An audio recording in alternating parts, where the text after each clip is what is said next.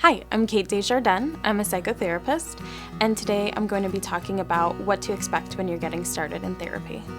So the first 3 to 4 sessions, when we're meeting, it's an assessment. We're getting a thorough understanding of the problems that bring you to therapy, your ideas for how we could address them, as well as figuring out how well we would work together. Another thing that we're doing is getting background information about how your life is now and what your life has been like to this point. But sometimes there can be some confusion about why it's important for me to have all this background information about your life.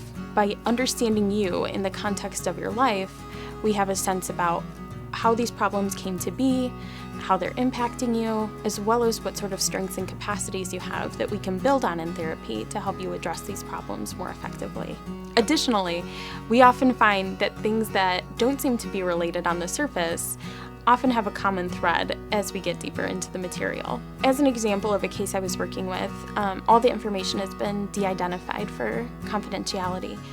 I was working with an adult man who came into therapy specifically because he was concerned about problems he was having with his school-aged kids, especially around issues of conflict. So in addition to understanding more about his family life and his upbringing, we also discussed his work, his social life, things like that. And I noted in the first 3 to 4 sessions that he moved from job to job pretty frequently.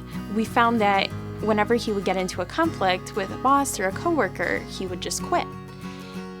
As we explored why he would just quit, we began to understand that he has problems with conflict. This raised questions like, why is quitting his go-to solution for conflict?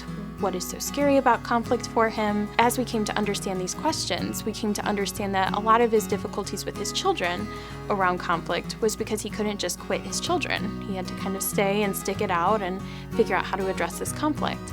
So as we came to understand the problem in this deeper, more thorough way, we were able to come up with ways to make handling conflict easier and give him more options and flexibility in his relationships with others and in his work life.